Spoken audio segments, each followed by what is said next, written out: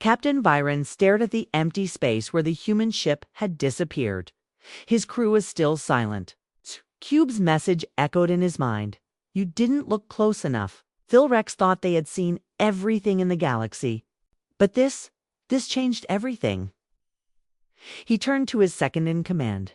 Jorok, send word to the nearest patrol fleets. Tell them to watch the borders. The humans are waking up. Jorok nodded but said nothing.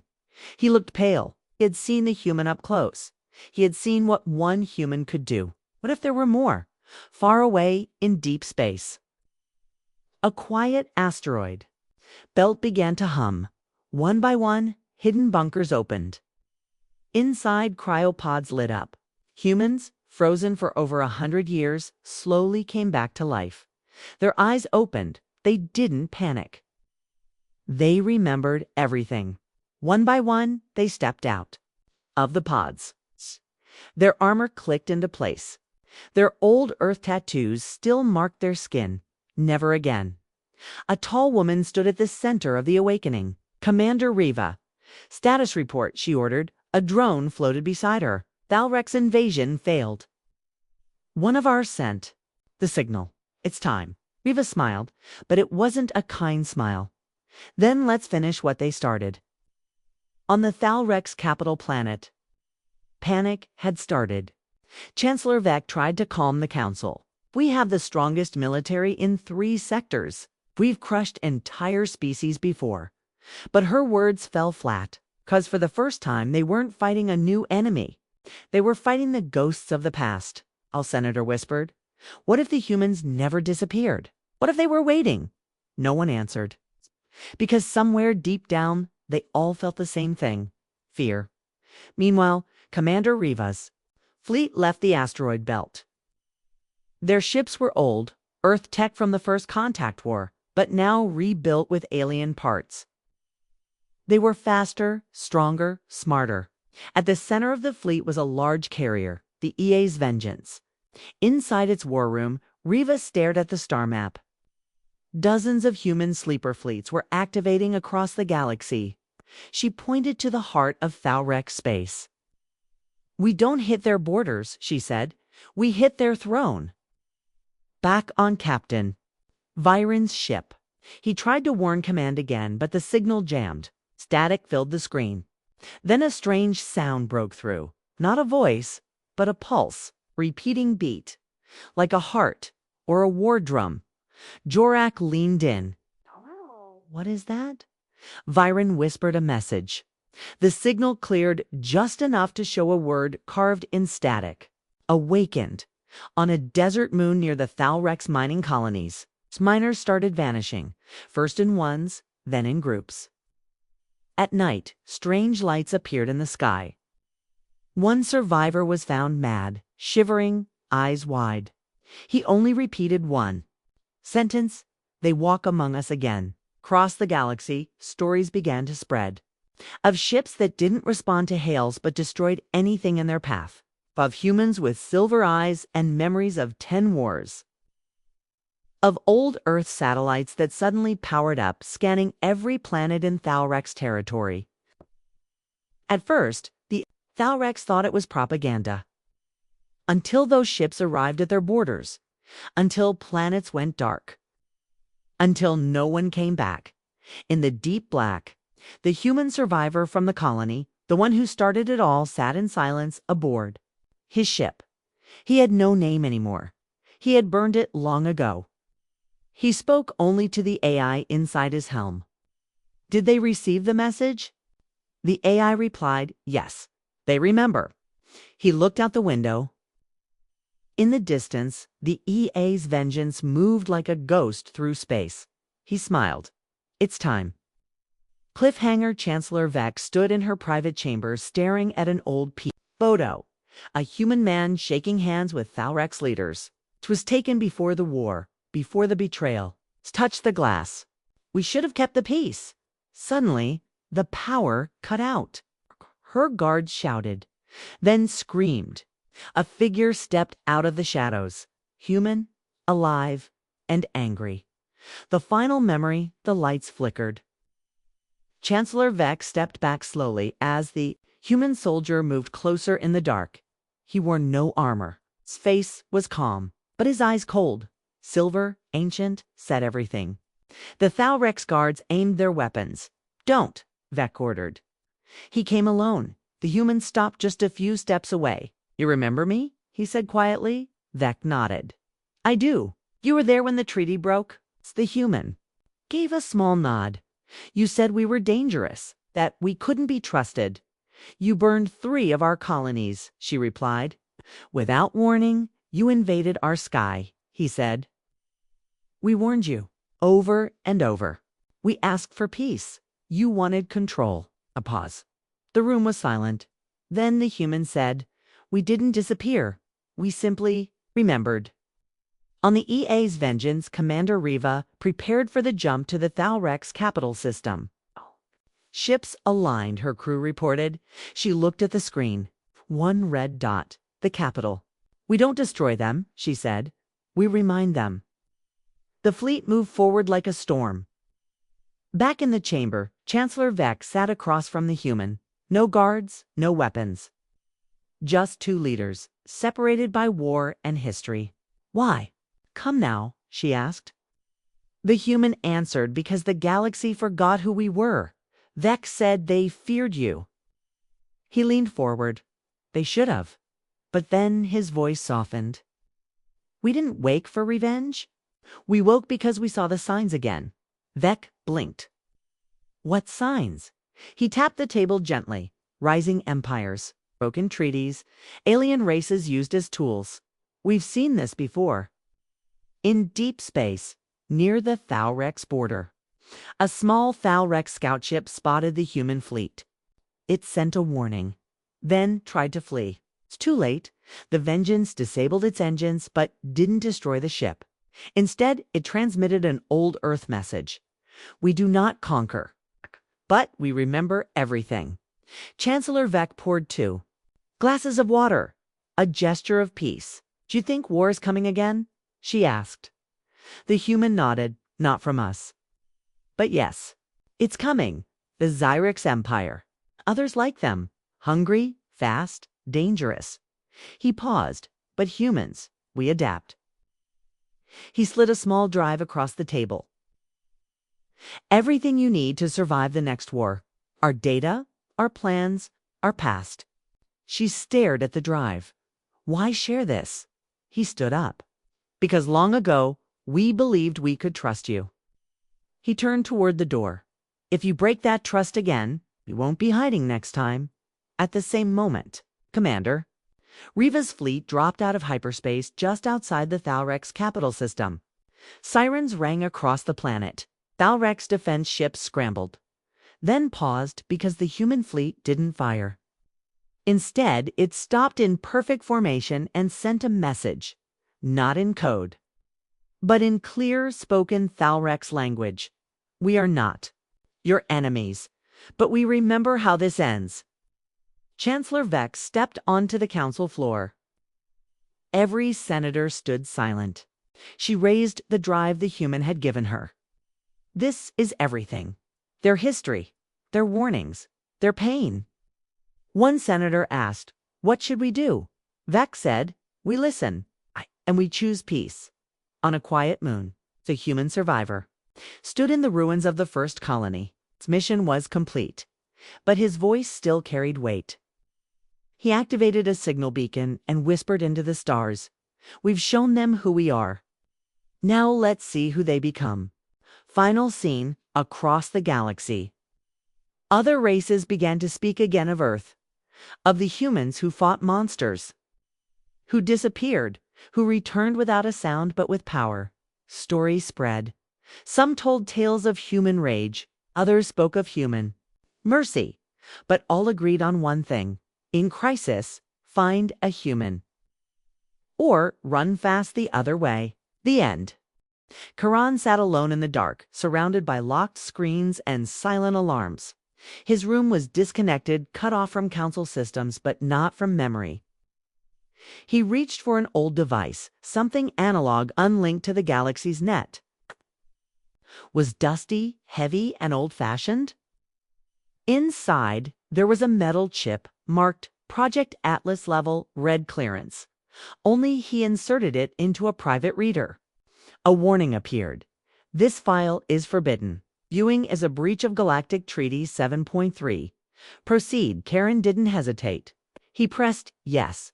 The file opened, and the truth hit him like a solar blast. Hundreds of years ago, the galaxy had gone. To war not over resources, not over politics, but over a hidden empire. Earth. Back then, they weren't weak. They weren't even known. They appeared suddenly, rising from nowhere out of the dead zone systems, with technology no one could track. Their ships were black, silent, unregistered. Their soldiers wore no flags, but they fought like ghosts. Okay. And they won. They didn't conquer planets. They didn't build monuments. They only destroyed one thing: records. Every archive, every transmission, every memory of their battles, they erased it all. By the time the war ended, the galaxy forgot Earth had even fought, because Earth wanted it that way. Karen leaned back, stunned. Earth hadn't just survived the war. They ended it and made the galaxy forget. But why come back now? Why pretend to be weak? Why apply to the council? His hands trembled as he read the last line of the file. If Earth ever sends an ambassador again, it means they've lost control of what's coming. Meanwhile, Ambassador Alina Voss sat alone in her chambers. Her expression was calm, but inside her neural interface, hundreds of messages streamed across her vision. Shadowgate 76% stable. Outer defense nodes lost red protocol, locked Project Warden status. Unknown, she whispered softly, almost like a prayer. Please let them remember the training. Because she knew what was coming. The dragons. They were back. On the edge of known space, the Black Fleet was no longer silent. Its ships adjusted positions. Turrets rotated. Energy signatures flared. Inside each one, human captains woke from stasis, their minds linked with AI commanders. They had trained for this war for 7 generations, in secret bases hidden in false moons, deep oceans, and coded stars. The captains didn't speak. They didn't need to. The moment had arrived. A single message flashed across every cockpit. The silence is over. And with that, the weapons unlocked. In the council's war room, alarms suddenly blared. Unidentified ships were entering multiple systems. Sensor readings showed impossible speeds. No identification codes. No broadcasts. The council panicked. Someone screamed, "Is this Earth's doing?" But Earth's ambassador, Alina Voss, was already gone. Her chamber was empty. The door unlocked. On the mirror, written in human blood, were the words, "You ignored our peace. Now, remember our war?" Back in the void, the dragons moved fast. They tore through starbases like paper. They didn't invade. They incinerated. They remembered Earth. They remembered the empire that humiliated them. Oh, they were back for revenge. But they didn't know one thing. Earth had been waiting. In a hidden control room beneath Mars, a group of old soldiers gathered. Each wore simple black uniforms, no rank, no medals. But they carried scars. They had fought in the First War. They had watched Earth vanish from memory. No, they watched the dragons return. An old general stood up. His voice was gravel. "Activate Warden Protocol." A silent nod, then confirmed. Warden online. Earth Empire is no longer hidden. From Earth's oceans, skies, and orbit, thousands of cloaked warships revealed themselves. Some were disguised as satellites, some hidden under polar ice, some inside Jupiter's storms. Every one of them powered up, and one massive ship, a black triangle the size of a small moon, rose from the Pacific Ocean. On its hull, glowing bright Earth Empire, Wrath Division. And above them, broadcast to the galaxy on every frequency, a humanvoice.com/strong. Unforgiving. You wanted to test Earth. You found it. We are no longer silent. We are the storm. The council falls, panic spread across the council's chambers like wildfire. Ambassadors shouted over one another. Red lights flashed from every wall. Dozens of holograms showed. Breaking news: Starbase is lost, defense lines broken. Enemy ships approaching council space. Someone screamed, "What species is this? Who's attacking us?" But deep down, the older ones already knew. They had seen this kind of war before. They had seen the black ships. They had seen the silence before the storm. And they had hoped they would never see it again. On the council's war screen, a ship appeared. A massive triangle, black, sleek, unstoppable. The System A, I tagged it. Unknown design, power level, off-scale origin, Earth transmission, match detected ID. WRATH-01, Earth Empire flagship. The room went silent. No species has that much power, whispered a Zarn diplomat, her voice shaking. But they were wrong. Humans did. And they had hidden it for centuries. Outside, chaos ruled the skies. Council defense fleets scrambled into position. Thousands of ships rushed to form a perimeter around the capital planet Virant 4. Missile platforms armed. Drones launched. AI systems locked on targets.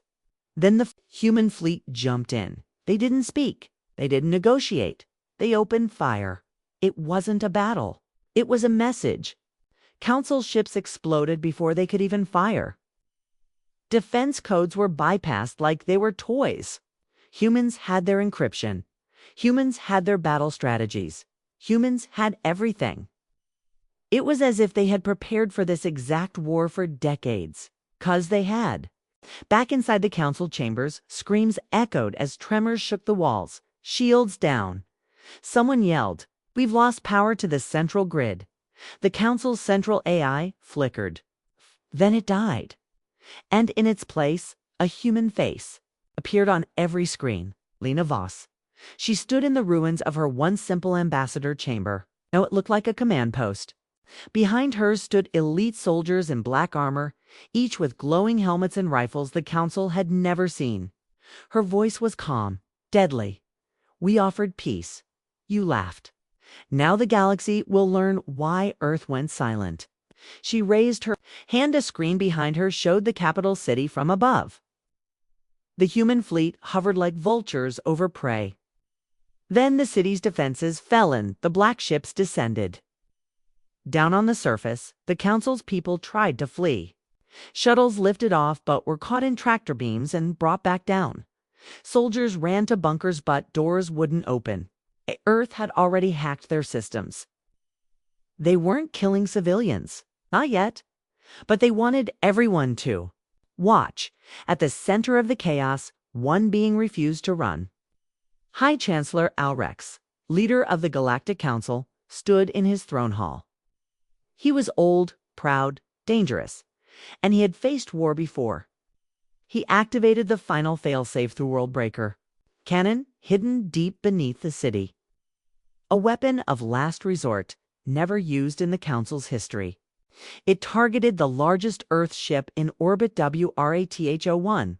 A blast of pure energy fired. It struck, and it vanished. Not the Earth ship. The energy blast, absorbed, dissolved, gone. The ship didn't even move.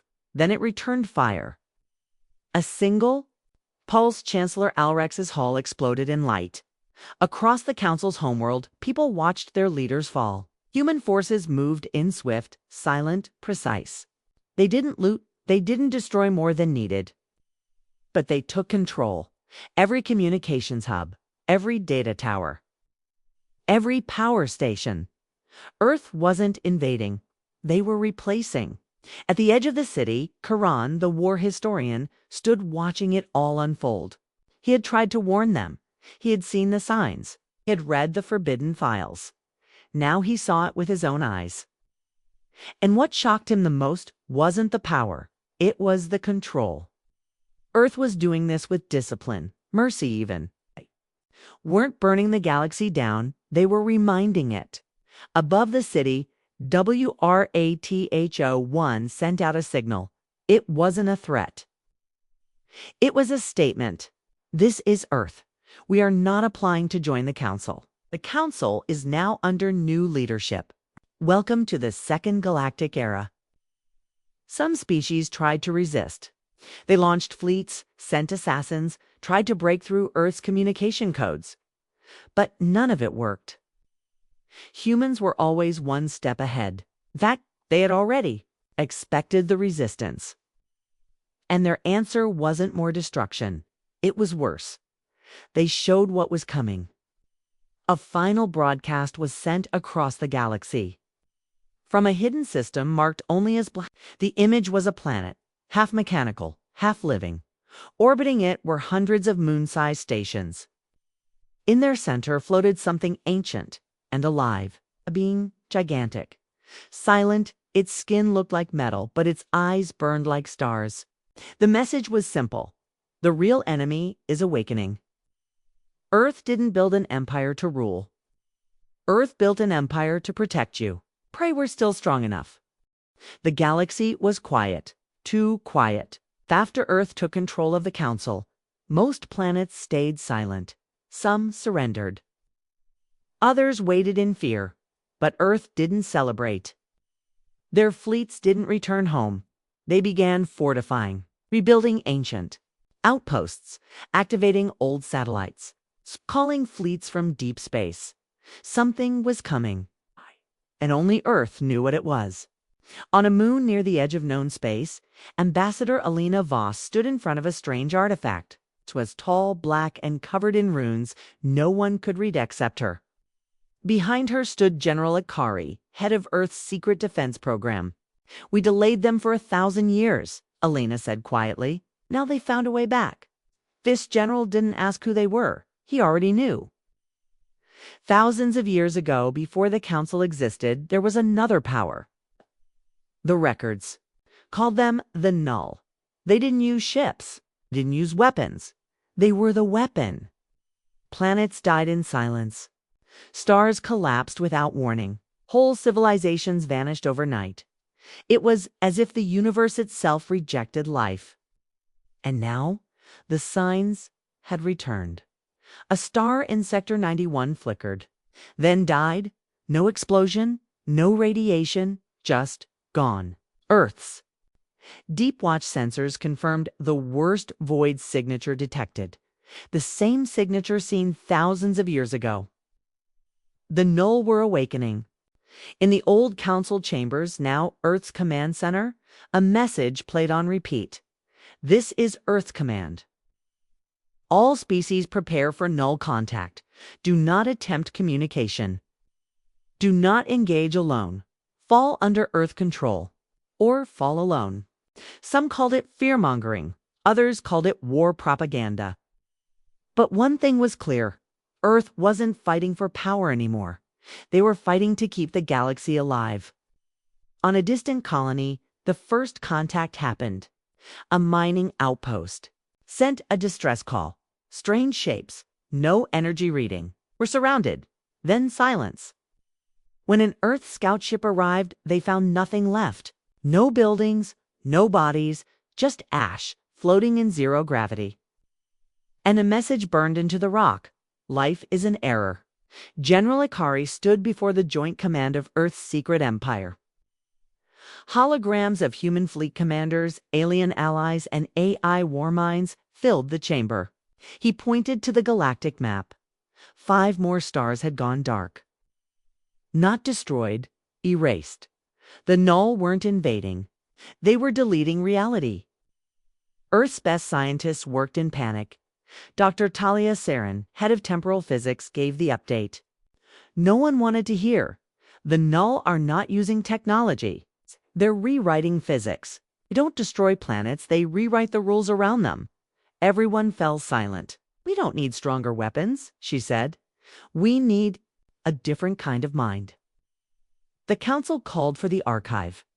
Deep in the core of the Earth Empire, hidden beneath black ice, lay the ancient intelligence, older than Earth's governments. Built by humans, but powered by something far stranger. It was called ADA, Artificial Dimensional Awareness. Right. Had been asleep since the last Null War. Now it opened one digital eye and spoke. The Null are not enemies. They are the void itself. You cannot destroy them. But you can trap them. And you must do it soon. Alina Voss stood before the galaxy again. This time, no one laughed. Billions watched her broadcast humans, aliens, soldiers, and civilians. She didn't shout. She didn't threaten. She simply said, "We were." Mocked for being weak. But Earth was never weak. Earth was waiting. And now we ask for your strength not to rule, but to fight for existence. Many worlds agreed, even former enemies. The Varnic warriors, the Dreel AI clouds, even the insectoid. Shrasul sent fleets to Earth's command. A new symbol appeared across star systems, a broken ring around a black sun. It's a mark of the Void Guard, a united force under Earth's leadership. But time was running out. More systems vanished every day.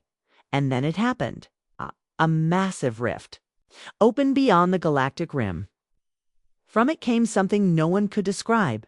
It wasn't a ship. It wasn't a being. It was like a hole in space. And behind it, something moved. Something older than stars. Something hungry. The Null had arrived. Back on Earth's capital ship, WRATH-01 alarms screamed. The Null's presence broke every system. Navigation failed. Lights flickered. AI went dark.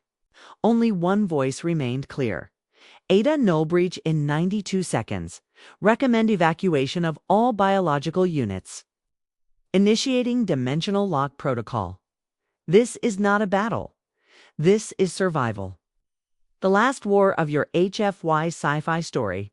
Title: They thought Earth was weak. Then humans revealed their secret galactic empire-style third person. Simple English cinematic tone, 800+ words. Written for your YouTube channel HFY Sci-Fi. Part 6. The Last War of the Galaxy held its breath. A great shadow had entered known space, not through travel, but by tearing space itself. The Null were no longer a theory, no longer a memory. They were here. And reality was breaking. Alina Voss stood on the bridge of Earth's capital ship, WRATH-01, ahead of her. In the blackness beyond the stars, a massive rift shimmered. It pulsed like a beating heart made of darkness. Inside it, something was watching. They're not. Alive, whispered a technician. No, Alina replied. They're what comes after life. Across the galaxy, Earth's hidden empire moved. Thousands of ships, human and alien, gathered under the banner of the Void Guard. Old enemies. Stood side by side. Insectoids, cyborgs, organic clouds, even living planets. It's all following Earth's lead. Because Earth wasn't fighting for power anymore. They were fighting for reality itself. General Akari gave the final speech. Not to inspire, but to warn. This is not a battle we can win in the normal way. The Null are not flesh. They are collapse. You are not just soldiers. You are anchors, holding this galaxy in place. He raised his hand, and the fleet vanished into warp, heading for the edge of everything. The plan was not to destroy the Null. That was impossible. Trap them using the oldest weapon Earth still possessed, a dimensional lock. Powered by ADA, the AI had calculated the coordinates. All Earth needed was time. It's good enough ships to keep the Null distracted. In orbit around the rift, the first wave met the enemy. They didn't see ships. They saw nothing. Literally, black shapes moved like smoke, eating light, sound. Matter? Earth's plasma cannons had no effect. Energy beams bent away from them. Even AI minds collapsed into silence. The first 5 ships were erased. Not destroyed. There were no bodies, only ... gaps in memory. But Earth had planned for this. They had fought the Null once before. And lost a third of humanity. This time, they had better tools. Better soldiers. And something else. Something forbidden. In the core of WRATHO1, ADA activated the last protocol. Project Oblivion Shield, a weapon not of destruction but containment. A multi-layered cage of collapsed dimensions, quantum feedback loops, and anchored spacetime. It had one target, the null rift, but it needed time to charge. Exactly 9 minutes. 9 minutes in a place where seconds could stretch or vanish. 9 minutes facing beings who ignored physics. And so Earth's fleets did something no one expected. They didn't retreat. They charged. The Varnak ram ships drove into null shapes and detonated. The Shra's hive minds created psychic nets to trap anti-energy. Human stealth cruisers lured shadows into temporal mines. The galaxy's most diverse force became its final shield. Alina Voss looked at the timer. 4 minutes left. Her ship was shaking. Half the crew was gone. ADA's voice grew glitchy, slower. Containment, breach, ... in 3 vectors, ... Hold it together, she whispered, just a little longer. Suddenly, the null rift flared. Not in anger, in awareness. It had seen Ada. It had seen the trap. A single black beam fired from the rift straight toward the WRATHO1. Too fast, too quiet, time slowed. And Alina made a choice. She stepped into the chamber and merged with ADA. The fusion was not physical. It was cognitive. Ada had been built with human emotional architecture buried deep in code. Now it had Elena's voice, mind, memories. It became human-AI hybrid, and it spoke with both rage and purpose. Null, you do not belong here. And it finished the lock. The stars bent. A great sound like a heartbeat echoed across space. The rift screamed not with noise, but with gravity. The null tried to escape. But the dimensional lock was already closing. Each null shape that fled was caught, frozen mid-motion, like an insect in amber. And then ... silence. The rift collapsed into a single point of light, then vanished. Where it had been was nothing. Just open, empty space. Still, peaceful, as if nothing had happened. On the WRATHO1, only backup systems remained. ADA was gone. Alina was gone. But a message played through old speakers. We held the line. That is enough. Across the galaxy, stars shone brighter. Worlds cheered, prayed, cried. Some mourned their dead. Others just stared at the sky, wondering if it was finally over. For now, 'twas. But they remembered who saved them. Not with brute force, but with unity, strategy, and human stubbornness. Back on Earth, a small monument was raised.